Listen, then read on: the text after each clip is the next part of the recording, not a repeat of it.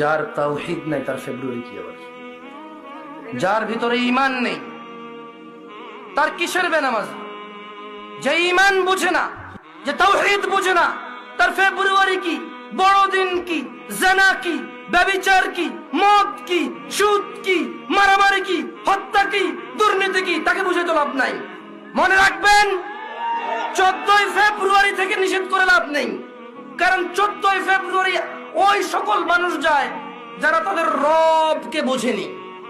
মনে রাখবেন, আমি আজকে রবের সাথে পরিচয় করে দিয়েছি এদের।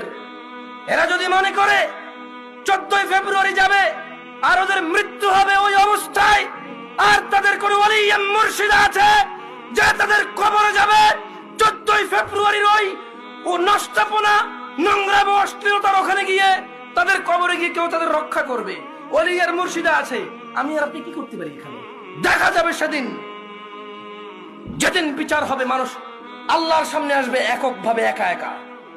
সেই দিন দেখা যাবে ইয়াউমা ইয়াফিরুল মারউ মিন আখিহি, যেদিন মানুষ পলায়ন করবে তার ভাই থেকে, ওয়া উম্মিহি ওয়া আবিহি, তার মা আর তার বাপ থেকে, ওয়া সাহিবাতি ওয়া বানি, তার ছেলে এবং তার সন্তান থেকে।